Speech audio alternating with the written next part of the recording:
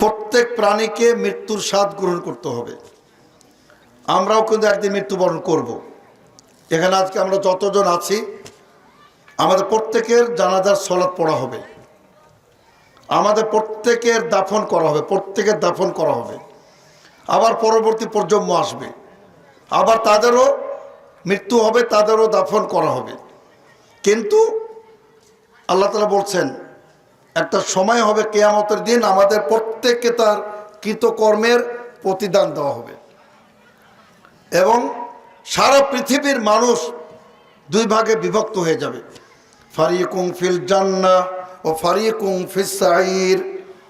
কিছু লোক জান্নাত যাবে, কিছু লোক জাহান্নামে যাবে। আল আরাফের সেটা অন্য একটা ভিন্ন বিষয় আছে। তো এখন আমাদের মহান আল্লাহর নিকট আমরা কিন্তু অনেক কিছু চাই।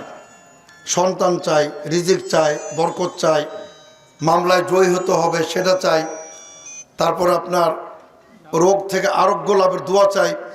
কিন্তু সবচেয়ে বড় দোয়া, সবচেয়ে বড় চাওয়া আল্লাহর কাছে কি? জান্নাত। আলহামদুলিল্লাহ, জান্নাত কিনা সবচেয়ে বড় চাওয়া। তো জান্নাতের ব্যাপার আপনাদের সম্মুখে, যেহেতু আমাদের সবার উদ্দেশ্য আল্লাহ তুমি আমাকে জান্নাত দান করবে। হে রব্বুল আলামিন, তুমি আমার পিতা মাতাকে জান্নাত দান করিও, আমার সন্তান দেখে তো জান্নাত দান করো। এটা কিন্তু আমাদের সবচেয়ে বড় চাওয়া। আমরা জান্নাত কিভাবে পেতে পারি? আমি মোটামুটিভাবে সময় পাবো না, 15টি মৌলিক কারণ উল্লেখ করেছি। দেখুন 15টি কারণ মানে কি? আপনার যদি একটা দুইটা ফসকে যায়, বাকিগুলো আপনি ধরবেন। আপনার যদি 14টাও ফসকে যায়, 15তম একটা পেলেও তো আপনি জান্নাত গেলেন। আর আমাদের চেষ্টা থাকবে যে একটাও যেন ফসকে না যায়। 15টাই অবলম্বন করতে হবে, যে কোনো উপায়ে যেন আমরা জান্নাত লাভ করতে পারি। তো আমি আপনাদের সম্মুখে এই বিষয়টার উপরে একটু কথা বলতে চাই। প্রথম কারণ হলো আল্লাহর প্রতি ঈমান, একত্ববাদ, আল্লাহর প্রতি বিশ্বাস, দৃঢ় বিশ্বাস, মনে প্রাণে হৃদয়ের গহীন থেকে। মুনাফিকদের মতো শুধু মুখে বললে হবে না। ওয়ালাম্মা ইয়াদখুলুল ঈমানু ফি কুলুবিকুম, আল্লাহ বলছেন কিছু লোকদেরকে এখনো ঈমান তোমাদের হৃদয়ে প্রবেশ করে নাই। ঈমান এর জায়গা কোথায়? অন্তর, কাল্ব, হৃদয়ের গভীরে থাকতে হবে।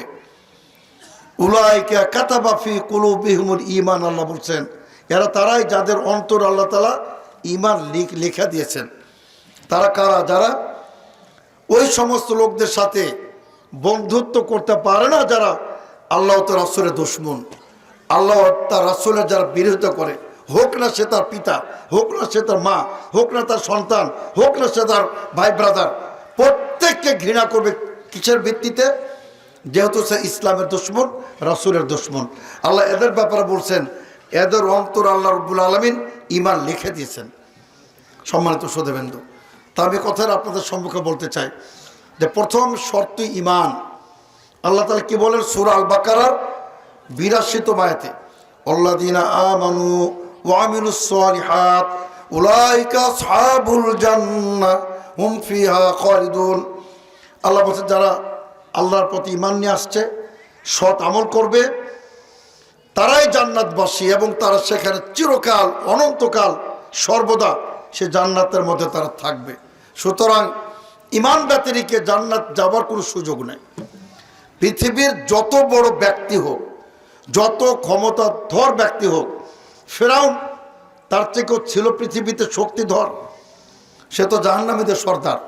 সুতরাং ঈমান ছাড়া আল্লাহ রাব্বুল আলামিন কাউকে জান্নাতে প্রবেশ করবেন না। সহিহ বুখারীতে বর্ণিত হয়েছে বিশ্বনবী ও উমরকে বললে রাদিয়াল্লাহু আনহু, যাও উমর ইযহাব ফানাদি ফিন্নাস, মানুষের মধ্যে ঘোষণা করে দাও ইন্নাল জান্নাতা লা ইয়াদখুলুহা ইল্লাল মুমিনুন, জান্নাতে কেবলমাত্র মুমিনরাই প্রবেশ করবে। সুবহানাল্লাহ, মুমিন ছাড়া জান্নাতে কেউ প্রবেশ করতে পারবে না, টোটালি নিষিদ্ধ।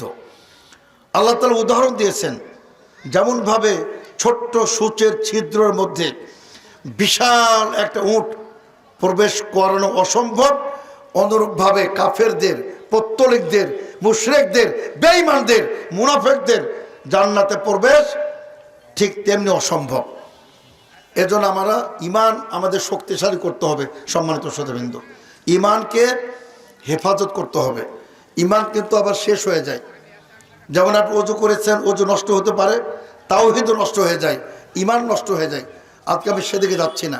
আমি শুধু 2 নম্বর কারণ বলতে চাই, জান্নাত লাভের আল্লাহ ও রাসূলের আনুগত্য, ইতাআত করতে হবে।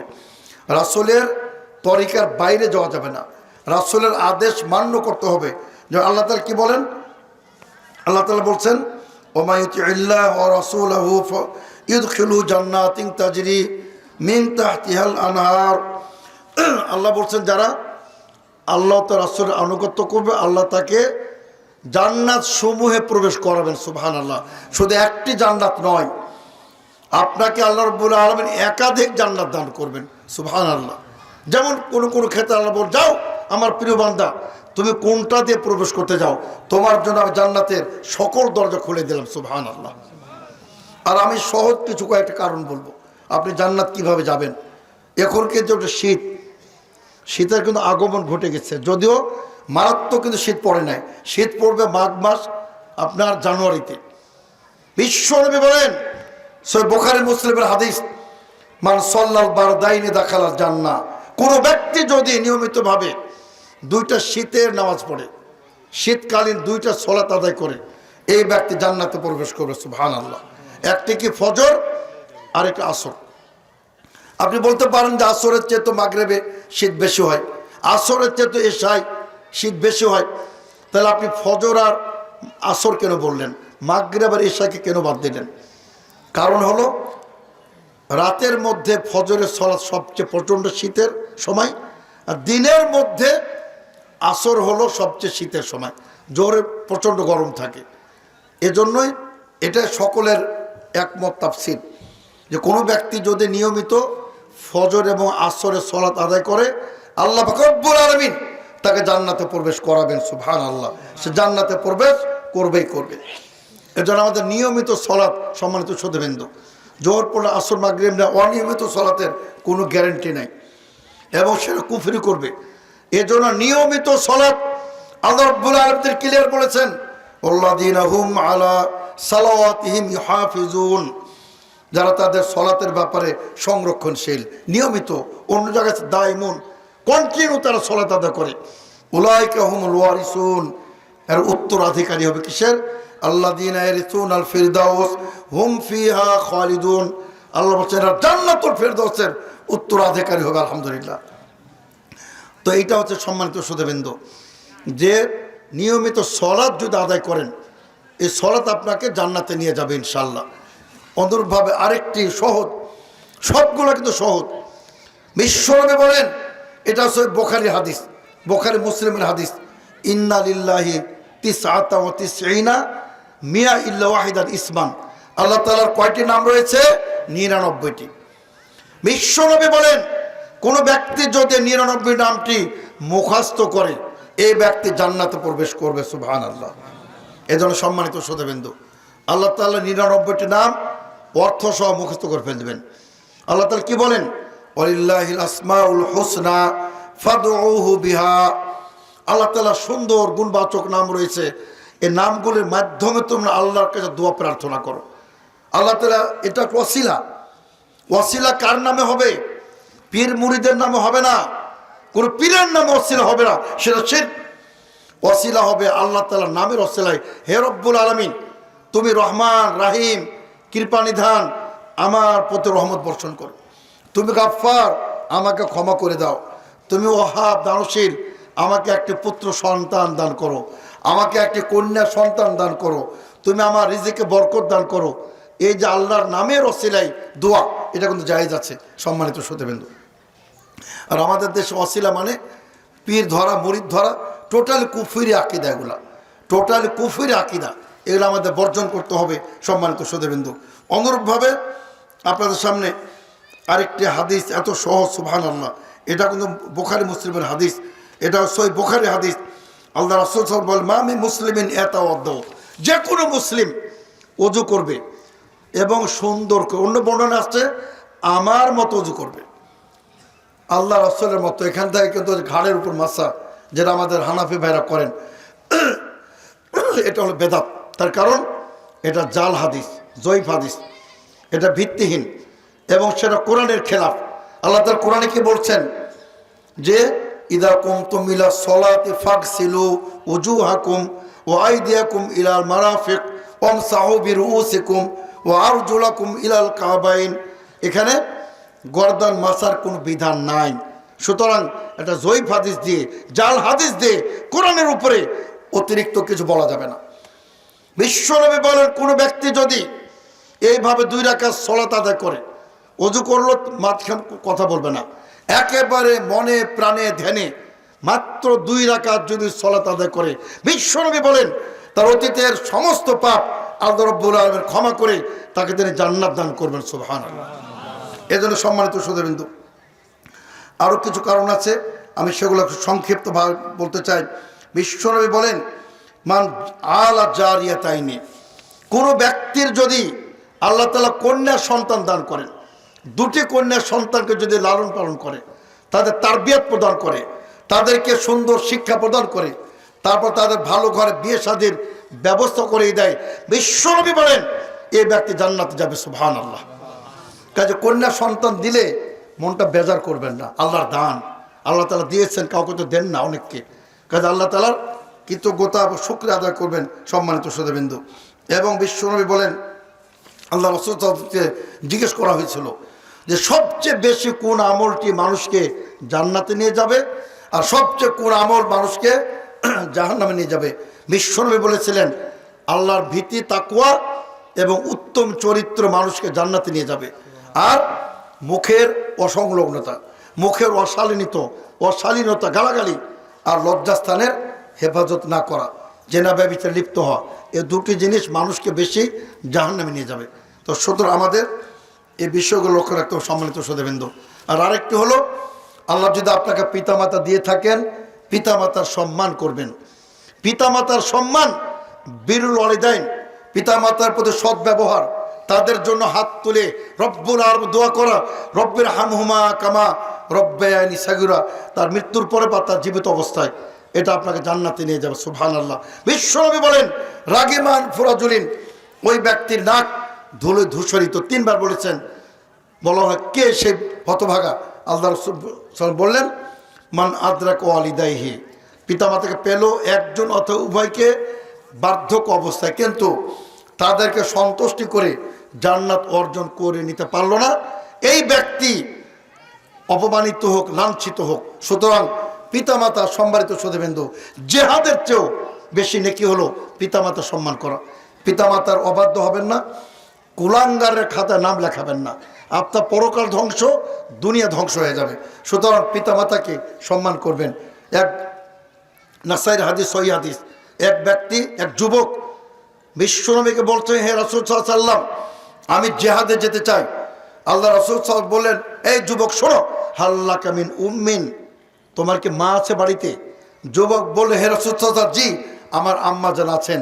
বিশ্বনবী বলে যাও, তোমাকে জিহাদে যেতে হবে না, তোমার মায়ের সম্মান করো, মায়ের খেদমত করো, তার কারণ ফাইনাল জান্নাতা তাহতা রিজলাইহা, তার 2 পায়ের নিচে তোমার জান্নাত। সুবহানাল্লাহ। সুতরাং সম্মানিত সুধীবৃন্দ, পিতামাতাকে সম্মান করবেন, পিতামাতার জন্য দোয়া করবেন, পিতামাতার জন্য আপনি সর্বদা রব্বির হামহুমা কামা রব্বায়ানি সাগীরা এই দোয়াটা পাঠ করবেন। অনুরূপভাবে সম্মানিত সুধীবৃন্দ, আরেকটি জান্নাত লাভের মাধ্যম হচ্ছে, আমি শুধু হাদিস বলে অনুবাদ করতেছি, তার কারণ বিস্তারিত ব্যাখ্যার সময় নাই। বিশ্বনবী বলেন কেউ কোনো ব্যক্তি যদি জান্নাতের মিডিল পয়েন্টে থাকতে চায়, মিডিলে মধ্যে, তাইলে ফয়ালজামুল জামা, সেজন্য জামাতবদ্ধ জিন্দেগি যাপন করে। জামাতবদ্ধের অনেক ব্যাখ্যা আছে, কিন্তু সর্বোত্তম ব্যাখ্যা বর্তমান সিচুয়েশনে যে আপনি একটি সংগঠন ভিত্তিক, এটা কিন্তু সবচেয়ে ভালো ব্যাখ্যা বর্তমানে। তার কারণ আপনি যদি বিক্ষিপ্ত থাকেন, এজন্য সংগঠন ভিত্তিক, যে সংগঠন তাওহীদের কথা বলে, সুন্নাহর কথা বলে, যে সংগঠন মানুষের চারিত্রিক উন্নয়ন ঘটায়, যে সংগঠন আল্লাহর পথে মানুষকে দাওয়াত প্রদান করে, এমন একটি সংগঠন যদি আপনি তার সদস্য লাভ করেন, তার তালিকাভুক্ত থাকেন, ইনশাল্লাহ এই হাদিস আপনার জন্য প্রযোজ্য হবে। আল্লাহ রাব্বুল আলামিন আপনাকে জান্নাতের মিডিল পয়েন্টে আল্লাহ আপনাকে জান্নাত দিবেন ইনশাল্লাহ। তো সম্মানিত শ্রোতাবৃন্দু, অনুরূপভাবে আরেকটি কথা হচ্ছে যে আল্লাহ বলছেন বিশুদ্ধ মনে তওবা। দেখুন আপনি কত বড় পাপ করেন না কেন, যদি আল্লাহর কাছে তওবা করেন বিশুদ্ধ নিয়তে, সম্মানিত শ্রোতাবৃন্দু, আপনার অতীতের যেন কোনো পাপই করেন না, আল্লাহ আপনাকে একেবারে মানে নিষ্পাপ করে দেবেন। সুবহান, যেমন আপনি কোনো পাপই করেন না।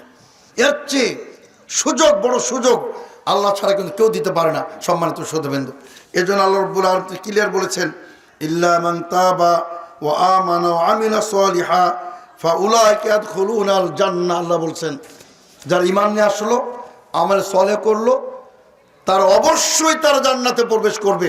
সম্মানিত শ্রোতাবৃন্দু, তো সুতরাং আমি আপনাদের সামনে আরেকটু কথা বলতে চাই, এটা সহজ, প্রত্যেকে আপনি জানেন, আমি শুধু আপনাদের একটু স্মরণ করিয়ে দিতে চাই। তার কারণ ইসলামের কথায় বলে ফাযাক্কির, আল্লাহ বলেন ফাইন্না যিকরা তানফাউল মুমিনিন, মুমিনদের নসিহত উপকার করে। একটি বক্তব্য আপনার পরিবর্তন করতে পারে, একটি বক্তব্য আপনার জীবনের মোড় ঘুরিয়ে দিতে পারে। এজন্য আল্লাহ বলছেন মানুষকে নসিহত করতে থাকুন, তার কারণ নসিহত মানুষের উপকার করে। তো এটা হচ্ছে কি, আল্লাহ রাসূল সাল্লাল্লাহু আলাইহি ওয়াসাল্লাম বলেন, সহিহ হাদিস আলবানী সহিহ বলেছেন, প্রত্যেক ফরজ সালাতের পরে কেউ যদি আয়াতুল কুরসি পড়ে, আল্লাহু লা ইলাহা ইল্লা হুয়াল হাইয়ুল কাইয়ুম, এই দোয়াটি যদি পাঠ করে, এই আয়াতটি, কেবলমাত্র মৃত্যুই তার জান্নাতে যাওয়া বাধা। বল সুবহানাল্লাহ। মৃত্যুবরণ করা মাত্রই এই ব্যক্তি জান্নাতে চলে যাবে। সুবহানাল্লাহ। কিন্তু আপনি যদি সলাতই না পড়েন, তাহলে আর আয়াতুল কুরসি কখন পাঠ করবেন? তাই না? আল্লামা আশরাফ আলী থানভী, হানাফি জামাতের শীর্ষ এবং ভারতবর্ষের, তিনি একটি চমৎকার কথা বলেছেন মুসলমানদের দুরবস্থা নিয়ে, যে মুসলমান কোই নামাজ পড়তা হে 360 কি, মানে 360 দিন একদিন, মানে ঈদের নামাজ পড়ে, কোই পড়তা হে খাট কি, কেউ শুধু জানাজার নামাজ পড়ে, কিন্তু নিয়মিত 5 ওয়াক্তের সলাত আদায়কারী মুসলমানদের সংখ্যা কিন্তু খুবই নগণ্য, খুবই কম। সম্মানিত শ্রোতাবৃন্দ, এর জন্য নামাজ পড়তে হবে নিয়মিতভাবে, তবে আপনার জন্য জান্নাতের গ্যারান্টি আছে। সম্মানিত শ্রোতাবৃন্দ, আর বিশেষ করে আরেকটি আপনাকে জান্নাতের কথা বলি, এমন চমৎকার একটি দোয়া। সম্মানিত শ্রোতাবৃন্দ, দোয়াটা আমরা মর্যাদা বুঝি না। বিশ্বনবী বলেন, কয়েকজন সাহাবীকে বলছেন, হে হাজেম শোনো, আকসির, বেশি বেশি পাঠ কর। কোনটি? লা হাওলা ওয়ালা কুওয়াতা ইল্লা বিল্লাহ। আল্লাহ রাসূল সাল্লাল্লাহু আলাইহি ওয়াসাল্লাম বলেন, এটা কানজুম মিন কুনুজিল জান্নাহ, জান্নাতের গুপ্ত ধন। বল সুবহানাল্লাহ। সম্মানিত শ্রোতাবৃন্দু, পৃথিবীতে গুপ্ত ধনের জন্য মানুষ পাগল। কত লোক গুপ্ত ধনের জন্য পাহাড়ে তল্লাশি চালায়, সাগরের নিচে ডুবুরিরা আপনার তারা ডুব দিচ্ছে সাগরে, গুপ্ত ধন চায়। এটা গুপ্ত ধন। আর আল্লাহ রাসূল বলছেন এটা আরশের নিচে থেকে এটা আসতেছে। তার কারণ গুপ্ত ধন কোথায় থাকে? মাটির নিচে। আর লা হাওলা ওয়ালা কুওয়াতা ইল্লা বিল্লাহ, এটা কোথায় আছে? আরশের নিচে। সুবহানাল্লাহ। তার মানে এটা গুপ্ত ধন। ওলামায়ে কেরাম বলতেছেন, আপনি যতবার এ দোয়াটি পাঠ করবেন, সবগুলো একটু গুপ্ত ধন হিসাবে, এটা ভান্ডার হিসাবে কিয়ামতের দিন আপনি হাজির পাবেন ইনশাআল্লাহ।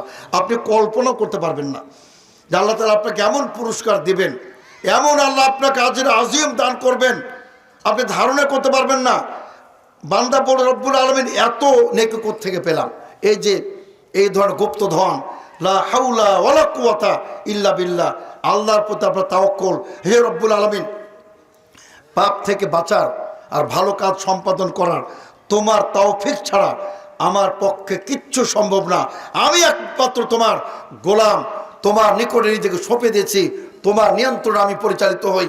এই যে আল্লাহর প্রতি আত্মসমর্পণ, এই জন্য আল্লাহ পাক রব্বুল আলামিন এই দোয়াটিকে তিনি এত পছন্দ করেছেন। সম্মানিত শ্রোতাবৃন্দ, সুতরাং উঠতে বসতে এই দোয়াগুলি পাঠ করবেন, উঠতে বসতে আল্লাহর জিকির আজকার করবেন। বিশ্বনবী বলেন, একবার যদি কেউ আলহামদুলিল্লাহ বলে, তামলাউল মিজান, মিজান আমলনামা বিশাল দাঁড়িপাল্লা নেকি দ্বারা পরিপূর্ণ হয়ে যাবে। সুবহানাল্লাহ। দেখুন একটা হাদিস বর্ণিত হয়েছে, দাউদ আলাইহিস সালাম তিনি আল্লাহর কাছে দোয়া করলেন, রব্বুল আলামিন আমি মিজান দেখতে চাই, যে মিজানে মানুষের নেকি আর বদি ওজন করা হবে সেটা দেখতে চাই। আল্লাহ তাআলা তাকে দেখালেন, দেখে উনি দাউদ আলাইহিসসালামের মতো নবী অজ্ঞান হয়ে মাটিতে পড়ে গেলেন। সুবহানাল্লাহ। কেন? ওই মিজানে 7 খণ্ড আসমান রাখা হলো, 7 খণ্ড জমিন রাখা হলো, দেখা গেল যে মিজান শূন্য, কিচ্ছু পরিপূর্ণ হয় নাই। তো তিনি রব্বুল আলামিন এই বিশাল মিজান তোমার কোন বান্দার কোন নেকিদার কে কি পূর্ণ করতে পারে? অসম্ভব। আল্লাহ বলেন, দাউদ আমার জন্য অসম্ভব কিছুই না। কেউ যদি সামান্য একটা খেজুর দান করে আমার সন্তুষ্ট অর্জন করে ফেলতে পারে, ওই খেজুরের বিনিময়ে আমি তার মিজানকে পরিপূর্ণ করে দেবো। সুবহানাল্লাহ। এজন্য বিশ্বনবী বলেন আলহামদুলিল্লাহ, এত উত্তম কোনো দোয়া নাই। এবং আপনারা শুনেছেন সূরা ফাতিহার একটি নাম সূরাতুল হামদ। আল্লাহ তাআলা, আল্লাহ রাসূল বলেছেন এমন গুরুত্বপূর্ণ আয়াত, এমন গুরুত্বপূর্ণ সূরা আল্লাহ পাক রব্বুল আলামিন তাওরাতে নাজিল করেন নাই, ইনজিলে নাজিল করেন নাই, জাবুরে নাজিল করেন নাই, কোরআনেও নাজিল করেন নাই। সেটা হলো সূরাতুল ফাতিহা। এজন্য আলহামদুলিল্লাহ বলবেন। আল্লাহ রাসূল বলেন তামলাউল মিজান, আপনার কিয়ামতের দিন মিজান আমল নেকি দ্বারা পরিপূর্ণ হয়ে যাবে। সুবহানাল্লাহ। কোন মিজান? হযরত আয়েশা বলছে, হে রাসূল সাল্লাল্লাহু আলাইহি ওয়াসাল্লাম, আপনি কি আমাদেরকে কিয়ামতের দিন ভুলে যাবেন? আপনি তো রহমতুল আলামিন, আমি তো আপনার পরমা প্রিয়তমা স্ত্রী, আপনি কি আমাদের কিয়ামতের দিন ভুলে যাবেন? বিশ্বনবী বললেন 3টি জায়গায় কেউ কাউকে স্মরণ করবে না। সুবহানাল্লাহ। আমি মুহাম্মদ সাল্লাল্লাহু আলাইহি ওয়াসাল্লাম, আমি তোমাদেরকে স্মরণ করতে পারবো না 3টি স্থানে। তার মধ্যে একটি হলো ইনদাল মিজান, যখন আমল নামা ওজন করা হবে, ভয়ে সব থরথর করে প্রকম্পিত হবে যে আমার আমল নামা ভারী হবে না হালকা হবে। ফাম্মা মান সাকুলাত মাওয়াজিনুহু ফাহুয়া ফি ঈশাতির রাদিয়া ওয়া আম্মা মান খাফফাত মাওয়াজিনুহু ফাউম্মুহু হাবিয়া। হাবিয়া দোজখে যেতে হবে না জান্নাতুল ফেরদৌস যেতে হবে, এই যে একটা আতঙ্কিত মানুষ থাকবে। তো সম্মানিত শ্রোতাবৃন্দ, তা আমি যেটা বলছিলাম, কোন আলোচনা ছিলাম যেন? জান্নাত। আলহামদুলিল্লাহ। আলহামদুলিল্লাহ। আর আল্লাহ রাসূল সাল্লাল্লাহু আলাইহি ওয়াসাল্লাম বলেন, কেউ যদি একসাথে 2টো বাক্য বলে সুবহানাল্লাহ আলহামদুলিল্লাহ, এই যে মহাশূন্য, এটা রব্বুল আলামিন নেকি দ্বারা পরিপূর্ণ করে দেবে। সুবহানাল্লাহ। এজন্যই উঠতে বসতে জিকির আজকার করবেন সুবহানাল্লাহ, আলহামদুলিল্লাহ, লা ইলাহা ইল্লাল্লাহ, আল্লাহু আকবার। বিশ্বনবী বলেন আল্লাহর জমিনে কোরআনে কারিমের পরে এই 4টি বাক্যের চেয়ে কোনো সুন্দর বাক্য নেই। সুবহানাল্লাহ। সেটা আমরা বিকৃত করে ফেলেছি। আমরা বলে কি আল্লাহ আল্লাহ ইল্লাল্লাহু। সারা জিন্দেগি কেউ যদি এরকম জিকির করে, একটি নেকিও পাবে না পাপ ছাড়া, একটি নেকি অর্জন হবে না পাপ ছাড়া। তার কারণ আপনি বিশ্বনবীর সুন্নাতের বিকৃতি ঘটিয়েছেন, আপনি বিশ্বনবীর কর্তৃক যে জিকির আজকার সেটা আপনি বিকৃতি ঘটিয়েছেন। সুতরাং এটা কোনো দলিল নাই। এজন্য আপনারা তওবা করবেন। আজকের এই আমি বলবো গুরুত্বপূর্ণ বেহালাবাড়ি মাহফিল থেকে, যেহেতু এখানে অনলাইন প্রচার হচ্ছে, সারা বিশ্বে এটা ছড়িয়ে যাবে, আমি ক্লিয়ার বলতে চাই, ইবাদত হতে হবে রাসূলের তরিকায়, সালাত হতে হবে রাসূলের তরিকায়, হজ হতে হবে রাসূলের তরিকায়, জিকির হতে হবে রাসূলের তরিকায়। আপনি একটি জিনিস মনে রাখবেন, আমালে সলে কাকে বলে, নেক কাজ কাকে বলে? যতক্ষণ পর্যন্ত 2টি শর্ত পূর্ণ না হবে কোন আমলকে আমালে সলে বলা যাবে না। এটা মনে রাখবেন। আমালে সলে কাকে বলে? আমালে সলে বলে তার মধ্যে 2টি গুণ থাকবে। একটি গুণ একমাত্র আল্লাহর উদ্দেশ্যে ইখলাসের সাথে করতে হবে, আল্লাহকে সন্তুষ্টির জন্যই করতে হবে। আর দ্বিতীয় শর্ত হলো সেটা বিশ্বনবীর তরিকাতেই হতে হবে। সম্মানিত শ্রোতাবৃন্দ, বিশ্বনবী তরিকার বাইরে করলে হবে না। মাশাআল্লাহ, আপনারা দেখতে পাচ্ছেন সম্মানিত উপস্থিতি, আজকে প্রধান আকর্ষণ, প্রধান আলোচক, বিশিষ্ট বাগ্মী, লেখক, গবেষক শাহ ডক্টর আবু আবদুল্লাহ শহীদুল্লাহ খান মাদানী। তিনি স্টেজে এসেছেন। আর সভাপতির ভাষণটা আসলে আমাদের দেশের জনগণ শুনতে চায় না, বলে যার নাই কোনো গতি সেই করে সভাপতি মাহফিলে, বিশেষ করে আর কি। তো এই জন্য আলোচনা দীর্ঘায়িত করবো। আমি শুধু একটা কথা বলতে চাই যে আমাদের যেটা গন্তব্য, আমাদের যেটা মহান আল্লাহর নিকটে সবচেয়ে বড় প্রার্থনা, সেটা কি জান্নাতের প্রত্যাশা, জান্নাতের কামনা, জান্নাতের দোয়া। তো সেই জান্নাত কিভাবে পেতে পারি, আমি আপনাদের সামনে 10-12টি মৌলিক কারণগুলো উল্লেখ করেছি। এলা মুজিবাতুল জান্নাহ, আপনার জন্য জান্নাতকে ওয়াজিব করে দিবে। এটা কে বলেছেন? আল্লাহ তাআলা রাসূল বলেছেন। যারা মহা সত্যবাদী, ওহু আসদাকুল কাইলিন। সুতরাং এই আমলগুলি আপনারা করবেন, ইনশাআল্লাহ আমার আপনার ভাগ্যে আল্লাহ রাব্বুল আলামিন অবশ্যই তিনি আমাদেরকে জান্নাত দান করবেন ইনশাআল্লাহ। আর অনেকগুলি আরও কারণ আছে যেটা আপনারা জানেন। কেউ যদি আল্লাহর জন্য মসজিদ নির্মাণ করে আল্লাহর উদ্দেশ্যে, তাহলে বানাল্লাহু লাহু মিসলাহু বাইতান ফিল জান্নাহ, আল্লাহ রাব্বুল আলামিন সে মসজিদ নির্মাতার জন্য, ওই মসজিদ নির্মাণে যদি 1,00,000 জন শরীক থাকে, আল্লাহ রাব্বুল আলামিন প্রত্যেককে জান্নাত দিবেন ইনশাআল্লাহ। কাজে আপনারা মসজিদ নির্মাণ করবেন। আর আমি শুধুমাত্র আরেকটি কারণ, যেহেতু বেশি কারণ বলার আমাদের সময় নাই, আমি শুধু আর একটি কারণ বলতে চাই। সেটা অনেক সৌভাগ্যের বিষয়। সেটা কারা পাবে? বিনা হিসাবে জান্নাত। সুবহানাল্লাহ। আমাদের তো অনেকের হিসাব হবে, যদি হিসাব আয়েশা বলছেন এটা শুধু আর পেশ, আল্লাহ যদি কাউকে ধরে ফেলেন, কারো ক্ষমতা আছে? পার ক্ষমতা নেই। এর জন্য আল্লাহ রাসূল বলছেন ওটা শুধু পেশ হবে, কিন্তু কিছু আমল আছে যদি করতে পারেন ওই পেশও হবে না, ডাইরেক্ট বিনা হিসাবে জান্নাত চলে যাবেন। সেটা কারা? 1 নাম্বার, যে আল্লাযিনা লা ইয়াস্তারিকুন, যারা ঝাড়ফুঁক করে না। ঝাড়ফুঁক যদি শরীয়ত সম্মত হয় জায়েজ আছে, যদি কোরআন দ্বারা হয়, সুন্নাহ দ্বারা হয়, এটা জায়েজ আছে। দোয়া মাসুরা দ্বারা হয়, ঝাড়ফুঁক জায়েজ। কিন্তু আপনি আল্লাহর প্রতি এতটা আস্থাশীল যে আপনি ঝাড়ফুঁকের আশ্রয় নিলেন না, আপনি কুলক্ষণে গেলেন না, প্রশ্ন ওঠে না। কোনো মুসলিম কুলক্ষণে বিশ্বাস করতে পারে না। অথচ সেদিকে গেলাম যেহেতু সময় কম।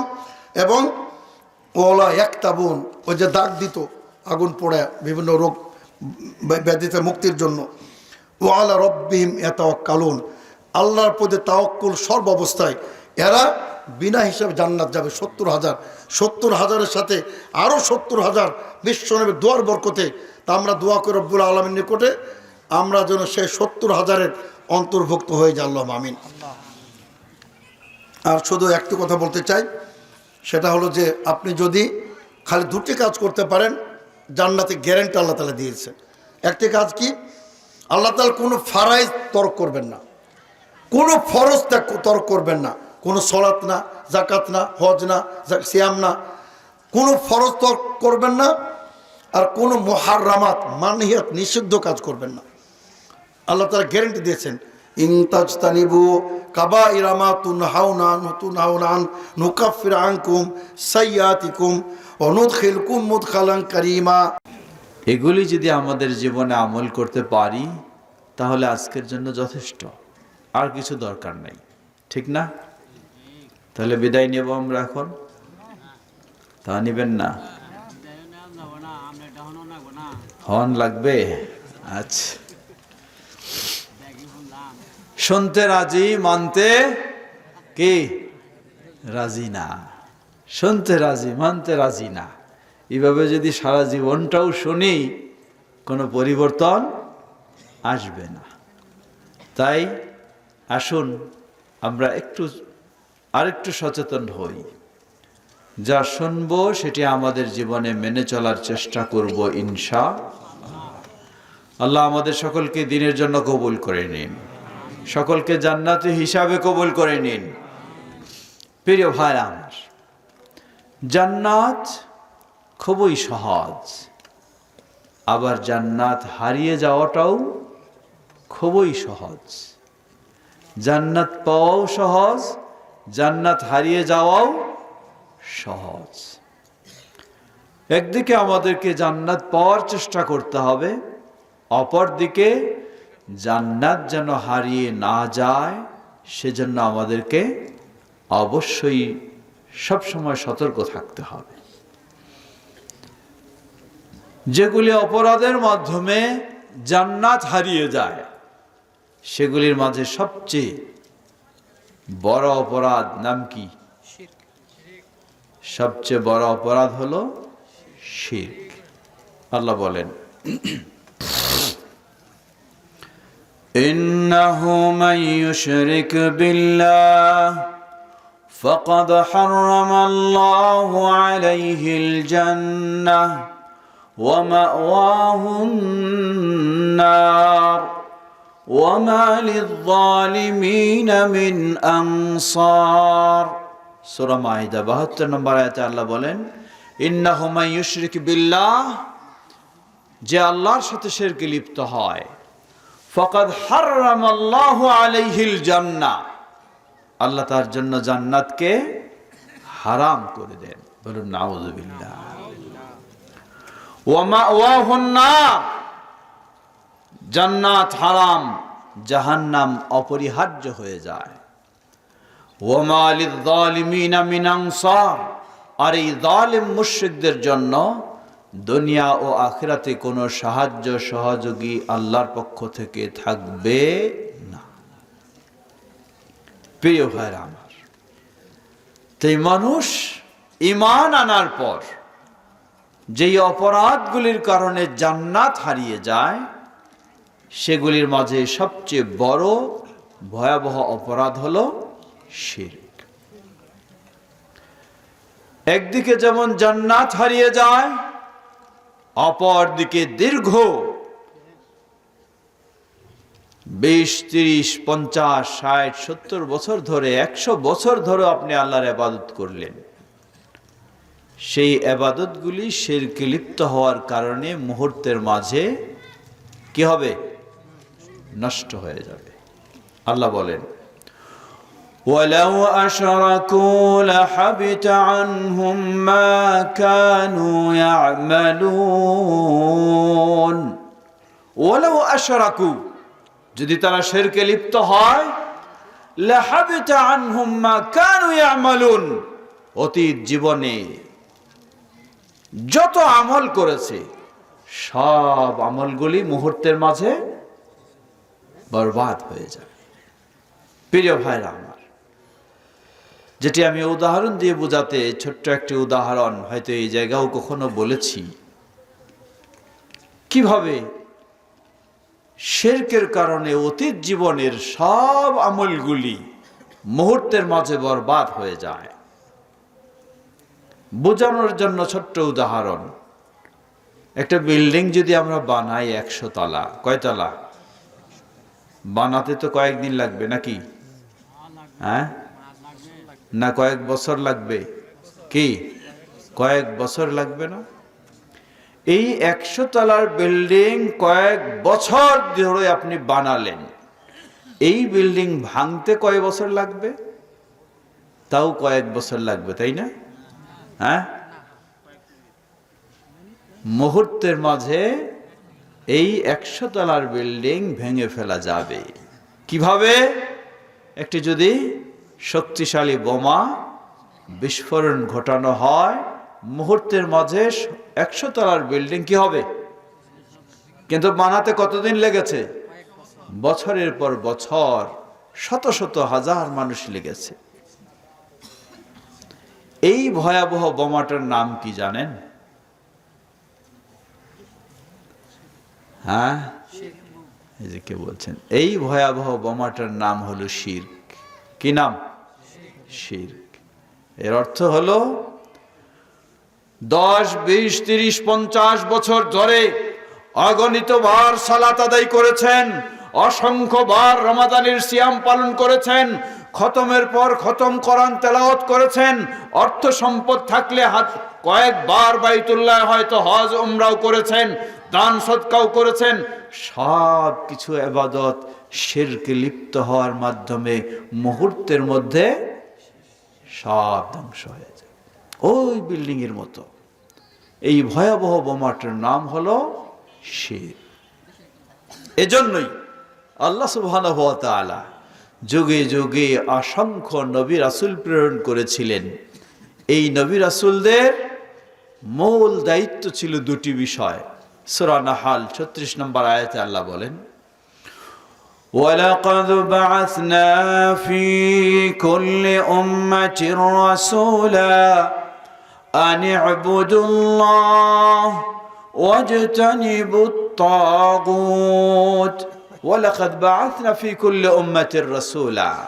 আমি প্রতিটি জাতির কাছে রাসূল প্রেরণ করেছি। রাসূলের দায়িত্ব ছিল প্রথম আন ই'বুদুল্লাহ, এই দাওয়াত, ইবাদত হবে কার? একমাত্র কার? আল্লাহর। এটার নাম হলো তাওহীদ। এটার নাম কি? তাওহীদ, আল্লাহর একত্ববাদ। দ্বিতীয়, ওয়াজতানিবুত তাগুত, তোমরা বিরত থাকো তাগুত থেকে, শিরক, কুফর, ইসলাম বিরোধী সবকিছু থেকে বিরত থাকো। প্রিয় ভাইরা আমার, সুতরাং একদিকে যেমন আমাকে জান্নাতে যাওয়ার কাজ করতে হবে, ঠিক অপর দিকে তেমন আমাকে জান্নাত হারিয়ে যেন না যায় সেজন্য সতর্ক থাকতে হবে। জান্নাত হারিয়ে যাওয়ার সেই ভয়াবহ কাজগুলির প্রথম শ্রেণীর কাজ হলো শিরক। আল্লাহ রাসূল সাল্লাল্লাহু আলাইহি ওয়াসাল্লাম কতই না সুসংবাদ দিয়েছেন। কোন ব্যক্তি, যেটি হাদিসে কুদসি, স্বয়ং আল্লাহ সুবহানাহু ওয়া তাআলা বলেন, ইয়া ইবনা আদম লাউ আতাইতানি বিকুরাবিল আরদি খাতায়া ওয়া লাম তুশরিক বি শাইআ লা আতাইতুকা বিকুরাবিহা মাগফিরা। হে আদম সন্তান, জেনে রাখো, তুমি যদি গোটা পৃথিবীর সমান গুনাহ নিয়ে আমার কাছে আসো, শর্ত কিসের গুনাহ হবে না? ওয়ালাম তুশরিক বি শাইআ, শর্ত হলো আমার সাথে কখনো শিরকে লিপ্ত হও নাই। গোটা পৃথিবীর সমান গুনাহ করেছেন, মানে মিথ্যা বলেছেন, নেশা করেছেন, অশ্লীলতা গেছেন, আরো যা কিছু যত রকমের গুনাহ, বহু গুনাহ ঘটেছে। এই গুনাহগুলি গোটা পৃথিবীর সমান, কিন্তু আপনি শিরকের গুনাহ করেননি। আল্লাহ বলছেন, লাআতাইতুকা বিকুরাবিহা মাগফিরা, আমিও তোমাকে গোটা পৃথিবীর সমান ক্ষমা দান করব। বলেন সুবহানাল্লাহ, সুবহান। শর্ত কি? শিরক থেকে মুক্ত থাকতে হবে। আমরা যেন শিরক মুক্ত জীবন গড়তে পারি, আল্লাহ আমাদের তৌফিক দান করুন। একটু আমরা জেনে নেই, সহজ কথা বললাম, শিরক মুক্ত থাকতে পারি কিভাবে? শিরক মুক্ত থাকব? শিরক কাকে বলে? সত্যি শিরক কি শুধু স্পষ্ট বড় বড় বিষয়?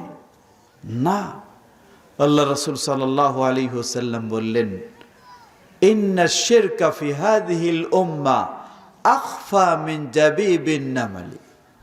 এই উম্মতের মাঝে শিরকের বিষয়টা আখফা মিন জাবিবিন নামলি। রাতের বেলা, এক হলো রাতের অন্ধকার, দ্বিতীয় হলো কালো পাথর, তৃতীয় হলো এই কালো পাথরে ছোট্ট পিপিলিকা নড়াচড়া যদি করে দেখা যায় তো? হ্যাঁ, এক রাতের অন্ধকার, আলো নেই, দ্বিতীয় কালো পাথর, তৃতীয় কালো পিপিলিকা, চতুর্থ ছোট্ট পিপিলিকা। এটি যেমন দেখা যায় না, ইন্না শিরকা ফি হাযিহিল উম্মাহ আখফা, এটার চেয়েও এই উম্মতের মাঝে শিরক হবে আরো সূক্ষ্ম বিষয়। আল্লাহু আকবার। এর মানে প্রকাশ্য শিরক যেমন আছে, কিন্তু শিরক এমনই ভাবে আমাদের কথা, আকীদা, চিন্তায় বের হয়ে যায় যেগুলি আপনি হয়তো ভাবেনই না, মনেই করেন না, কিন্তু এটিও শিরক। উদাহরণস্বরূপ ছোট্ট একটি উদাহরণ দেই। মাহফিল, ওয়াজ শুনে বের হলেন, বাড়িতে যাচ্ছেন, যেতে যেতে একটু হুচুট খেলেন। খেলেন না? খাইতে পারেন না? হুচুট খেলেন, কি বললেন? হ্যাঁ না, ইন্না লিল্লাহ কয়জন বলে? বলে ও মা, হ্যাঁ বলে না?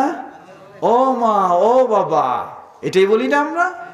এটাই বলি। ইন্না লিল্লাহ খুব কম জনে বলে, অধিকাংশই বলি ও মা, ও বাবা। এর মানে, এর অর্থ কি? এর অর্থ আমি হুচুট খেলাম, ব্যথা পেলাম, বিপদগ্রস্ত হলাম, এই বিপদ থেকে মুক্তি চাইলাম কার কাছে? এখন ভাবুন, বিপদ থেকে আল্লাহর কাছে মুক্তি না চেয়ে যদি বাবা মার কাছে মুক্তি চাই, এটার নাম হলো কি? এটাই শিরক, এটাই শিরক।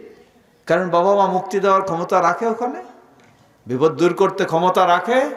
রাখে না। এটাই শিরক। কিভাবে এটা এসেছে আমাদের মাঝে?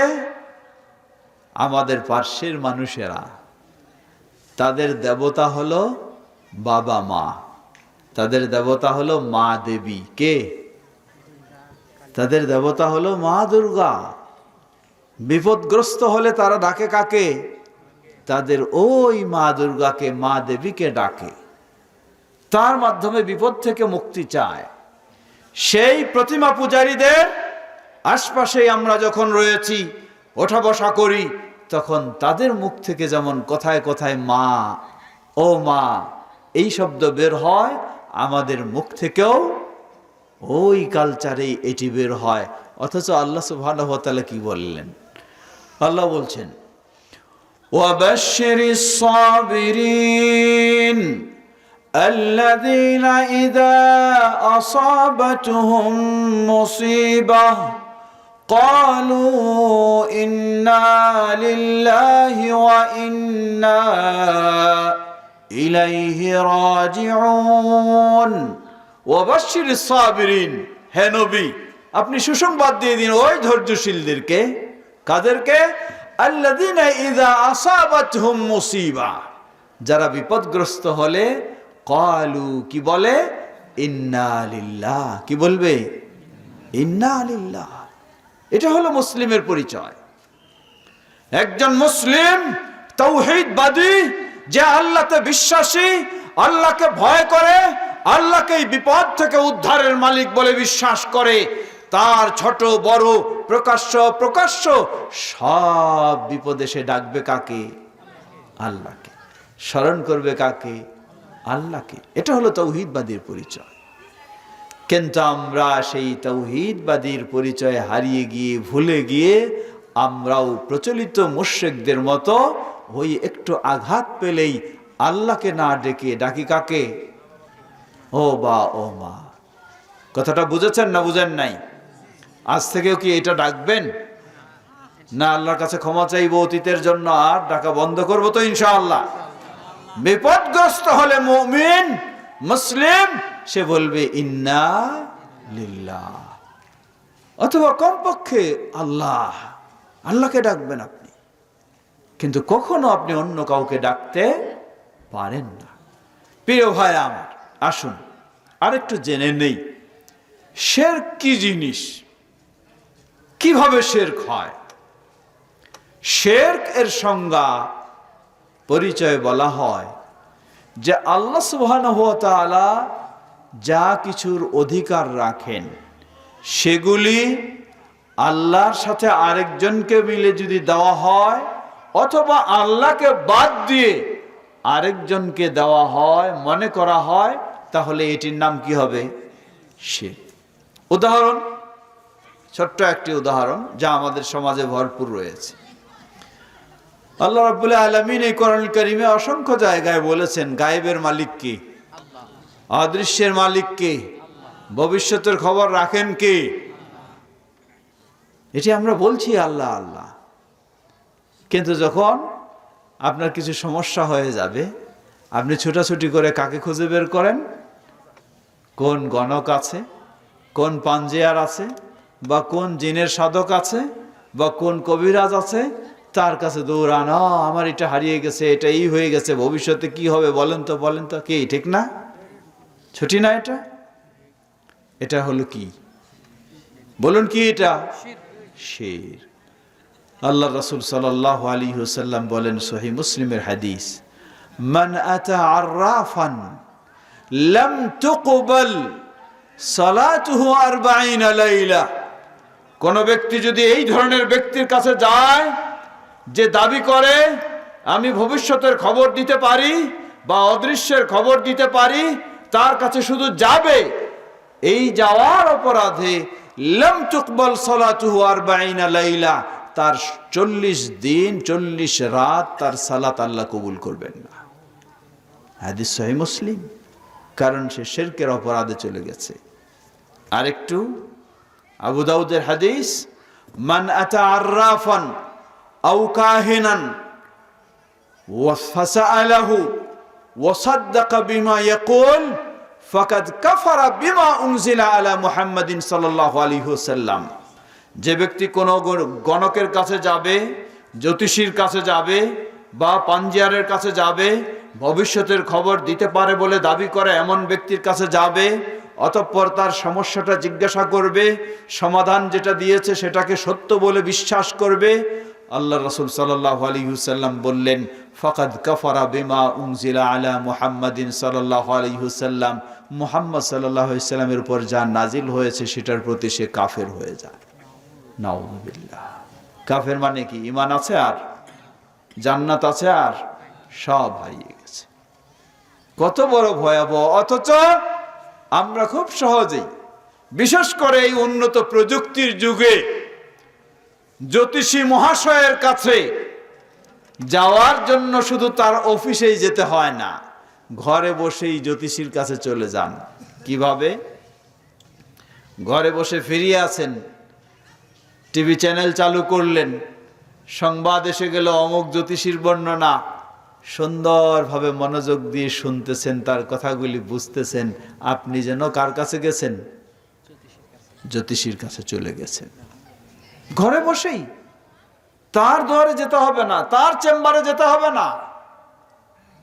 আপনাকে সংবাদ দিচ্ছে আগামী বছর কি হবে, কি ভবিষ্যৎ আছে, খুব মনোযোগ দিয়ে শুনতেছেন। হ্যাঁ, মানে আগামী বছরের তথ্যগুলি দিচ্ছে, মনোযোগ দিয়ে শুনছেন। অথচ আপনি যেন সেই ভবিষ্যৎবাণী করতে পারে এমন ব্যক্তির কাছে চলে গেছেন। আশ্চর্য হবে না? আরো আমাদের সমাজে দেখবেন, এটা লাল কালার, তো এই লাল কালারের একটা ছোট্ট পঞ্জিকা আছে, নাম কি জানেন? বাজারে পাওয়া যায় সব জায়গায়। হ্যাঁ, বর্ষ তো ঠিকই, মোহাম্মদী পঞ্জিকা। দেখেছেন না? দেখেন নাই কখনো? মোহাম্মদী পঞ্জিকা। এই পঞ্জিকাটার নাম দিয়েছে কি? মোহাম্মদী।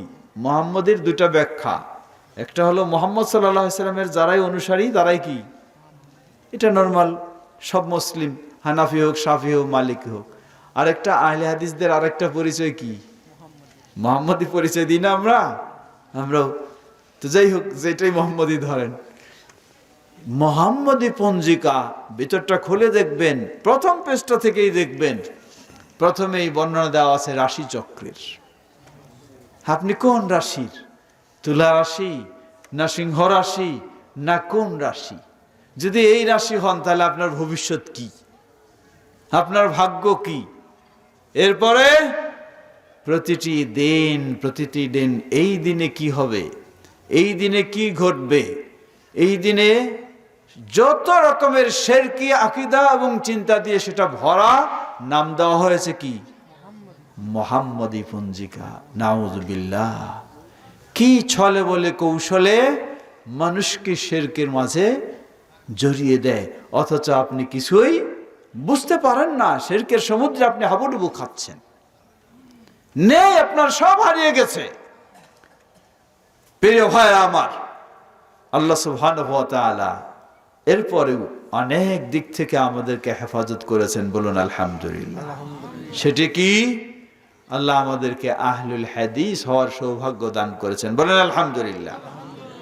আহলুল হাদিস একটি অত্যন্ত মর্যাদার বিষয়। আজকে যদি আপনি আহলুল হাদিস না হতেন, আরো ভয়াবহ শিরকে আপনি নিমজ্জিত হতেন। তা কিভাবে?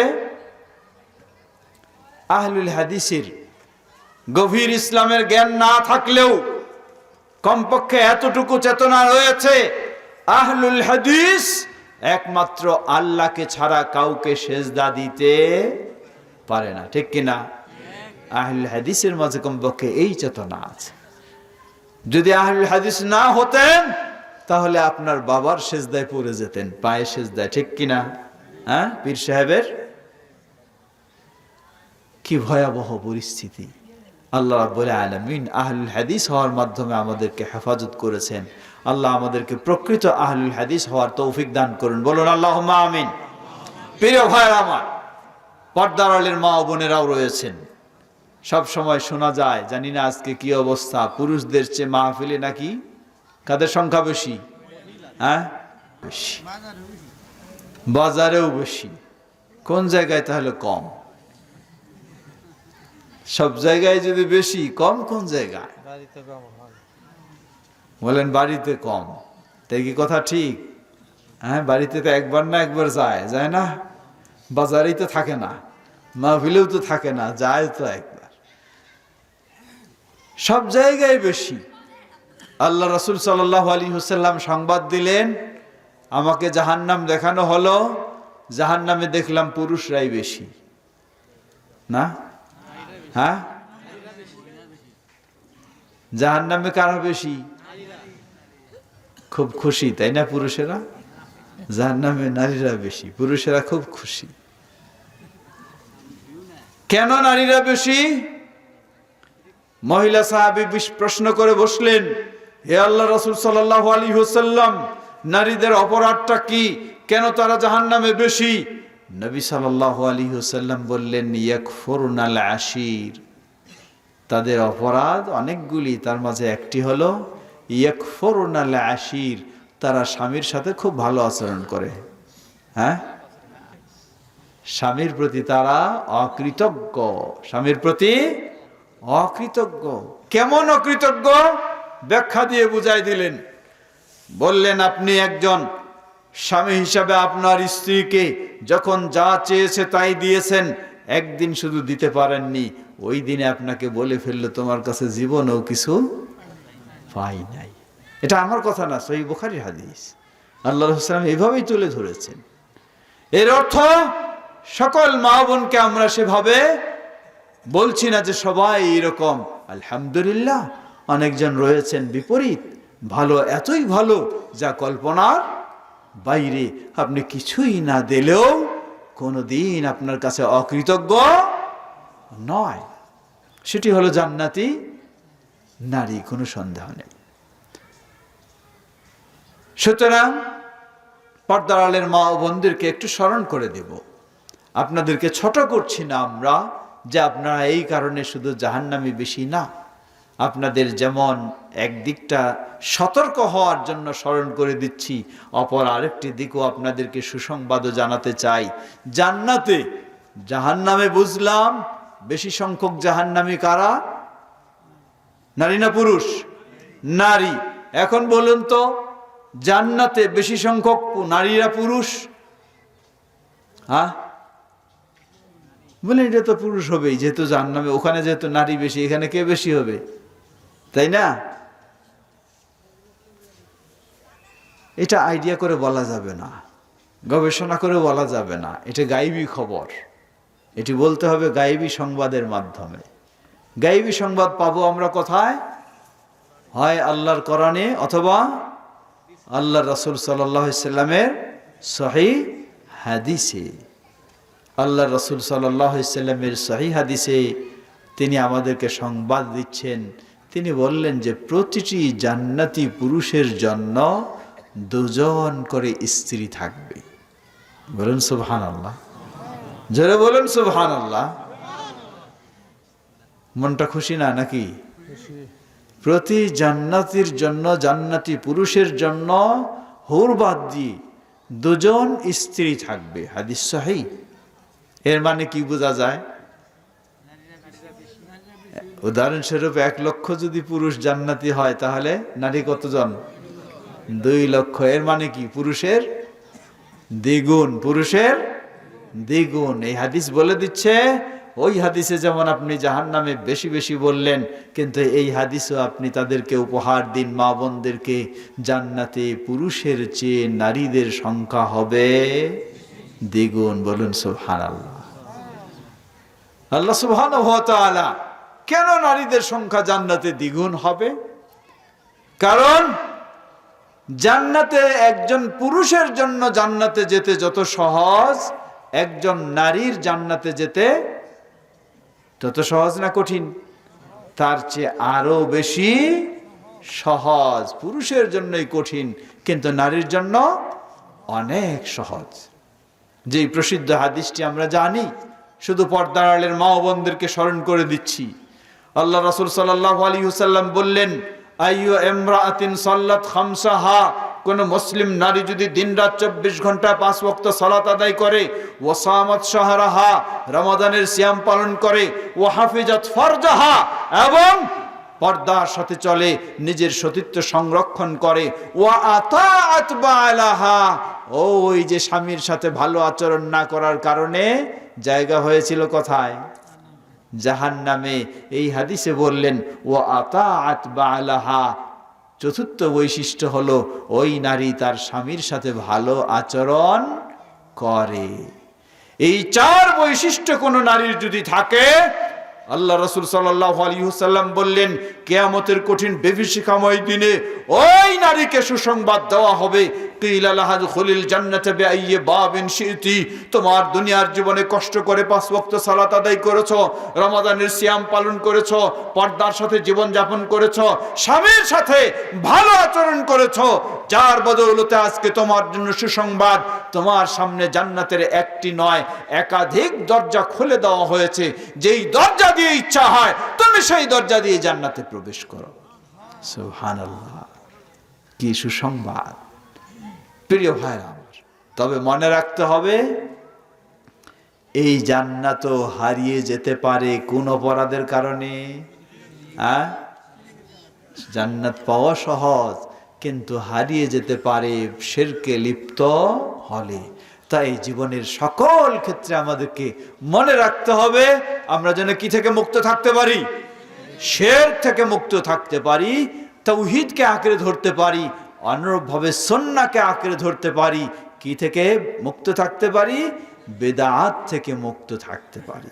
এক হলো তাওহীদ মানব, শিরক থেকে বিরত থাকব। দ্বিতীয় হলো সুন্নাহ মানব, বিদআত থেকে বিরত থাকব। শুধু আমরা নয়, গড়ে তুলতে হবে আমাদের নতুন প্রজন্ম, আমাদের কলিজার টুকরা সন্তানদেরকে। আজকে তারা বিভিন্ন বহু টার্গেটের সম্মুখীন, তারা বহু চ্যালেঞ্জের সম্মুখীন। কিভাবে যেন মুহূর্তের মাঝে তাদের ওই স্কুলের বইতে বলুন আর অমুকে বলুন, তাদের ঈমানটা যেন হারিয়ে নাস্তিকতার দিকে চলে যায়। অথচ আল্লাহ সুবহানাহু ওয়া তাআলা এই কোরআনে প্রতিটি অভিভাবককে নির্দেশ দিয়েছেন সন্তানদেরকে কিভাবে গড়ে তুলতে হবে। আল্লাহ রাব্বুল আলামিন বলেন, وَإِذْ قَالَ لُقْمَانُ لِابْنِهِ وَهُوَ يَعِظُهُ يَا بُنَيَّ لَا تُشْرِكْ بِاللَّهِ إِنَّ الشِّرْكَ لَظُلْمٌ عَظِيمٌ। স্মরণ করুন সেই সময়ের কথা, লোকমান যখন তার কলিজার টুকরা প্রিয় বৎসকে উপদেশ দিতে গিয়ে বলছিলেন, হে প্রিয় বৎস, লা তুশরিক বিল্লাহ, তুমি কখনো আল্লাহর সাথে শিরকে লিপ্ত হয় না। ইন্না শিরকা লাযুলমুন আযীম, পৃথিবীর বুকে সবচেয়ে মহা অন্যায়, অপরাধ, অবিচার, সেটার নাম কি? শিরক। তাই আমাদের সকলের দায়িত্ব হলো আমাদের সন্তানদেরকে, ছেলে মেয়ে, তাদেরকে এই ছোট বয়সেই তাদেরকে শিরক মুক্ত জীবন গড়ার জন্য তাদেরকে নির্দেশনা দিতে হবে, তাদেরকে শিক্ষা দিতে হবে। আজকে আপনাদের এই মাহফিলের যে প্রচারপত্র, সেখানে লেখা রয়েছে ছোট্ট করে একটি কথা, বেহেলাবাড়ি আহলে হাদিস জামে মসজিদ এর উদ্যোগে নোরানি মাদ্রাসা প্রতিষ্ঠার লক্ষ্যে বার্ষিক ওয়াজ মাহফিল। ছোট্ট একটি কথা, হয়তোবা অনেকেই দেখেন নাই। আজকের এই মাহফিলের একটি বিশেষ লক্ষ্য উদ্দেশ্য রয়েছে, সেটি হলো এখানে একটি মাদ্রাসা প্রতিষ্ঠা। সেটি হলো ওই ছোট্ট বাচ্চারা প্রাথমিক পর্যায়ে কোরআন হেফজ করার পূর্বে যারা হেফজ করে, এটি কোন মাদ্রাসা? হাফেজি মাদ্রাসা। কিন্তু এই হাফেজি মাদ্রাসার প্রাথমিক যেটা, সেটাকে বলা হয় নুরানি। আমরা আমাদের বোর্ডের নাম অনুযায়ী আমরা বলেছি সহিহ তালিমুল কোরআন, কারণ নুরানি হলো অন্য ভাইদের নাম। আমাদের নাম দিয়েছি, বাংলাদেশ আহলে হাদিস তালিমি বোর্ড নাম দিয়েছে সহিহ তালিমুল কোরআন, সেই শিক্ষা। তো এই উদ্দেশ্যে মূলত আজকে একটি বিশেষ গুরুত্ব এই মাহফিলের বোঝানো হচ্ছে, যেটি আমি শুনেছি, জেনেছি। আপনাদের এখানে মসজিদ যেমন রয়েছে, এই কয়েক সমাজ মিলে, কয়েক গ্রাম মিলে, ঠিক তেমনিভাবে একটি হাফেজি মাদ্রাসা রয়েছে।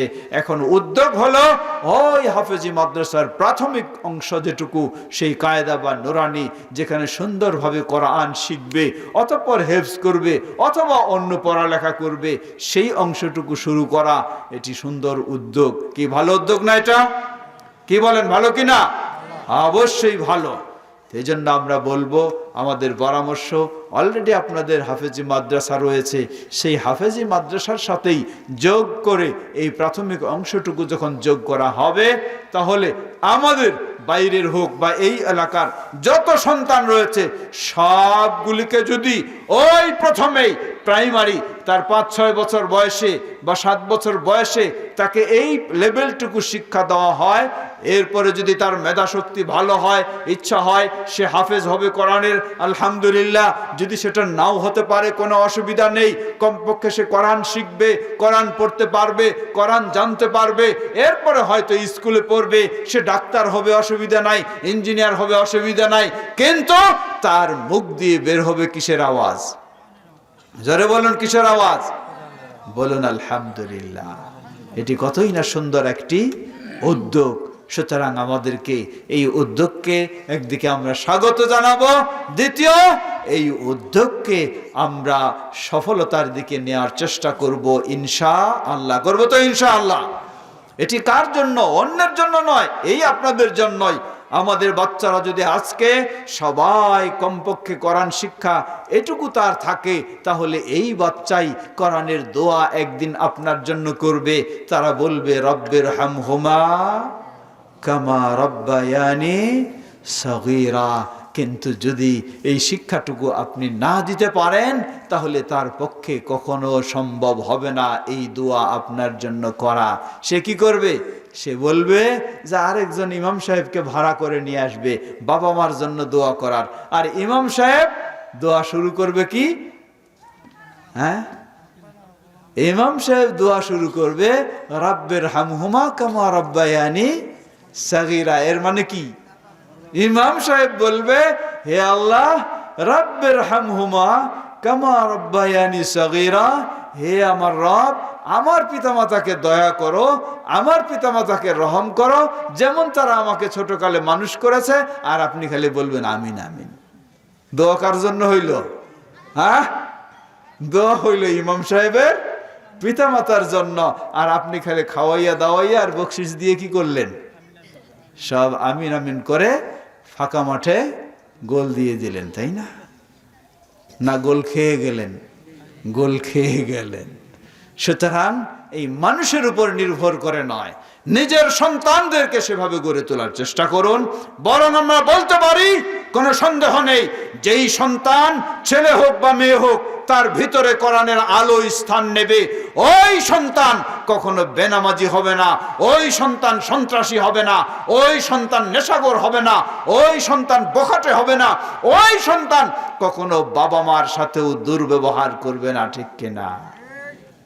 অতএব প্রতিটি অভিভাবকের দায়িত্ব সন্তানদেরকে সেভাবে আমরা গড়ে তুলব।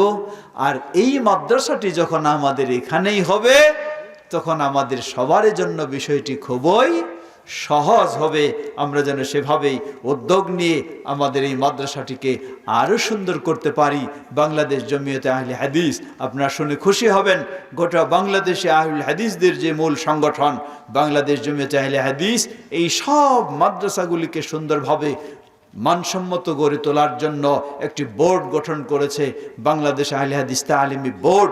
সেই বোর্ডের অধীনে প্রায় ছোট বড় 850 মাদ্রাসা রয়েছে। বলুন আলহামদুলিল্লাহ। এই মাদ্রাসা আপনারা তৈরি করবেন, কিন্তু মাদ্রাসায় কি পড়াবেন সেই সিলেবাস বাংলাদেশ জমিয়তে আহলে হাদিস আপনাকে দেবে। কোন বই পড়াবেন সেগুলি দেবে। প্রয়োজনে শিক্ষকের প্রশিক্ষণের ব্যবস্থা হবে, যার ফলে সুন্দরভাবে এই মাদ্রাসাটি যেন গড়ে উঠতে পারে। কথা দীর্ঘ করতে চাই না, 12টাই বাজাইতে চাই নাই, কিন্তু বেজে গেছে 12:30। তাই শেষ করতে চাই। আল্লাহ আমাদের সকলকে, জি, গত মাহফিলে মাদ্রাসার 300 বস্তার উপরে সিমেন্ট উড়াইছিলেন। আচ্ছা, মাশাআল্লাহ। আল্লাহ তো কই ওগুলো ওয়াদা করছে, সবটি পাই না। একটু আচ্ছা। কইলা দেন যাতে ওটা কাজ ধরতাছে তা দিয়ে দেয়। সেক্রেটারি সাহেব একটা কথা স্মরণ করে দিলেন।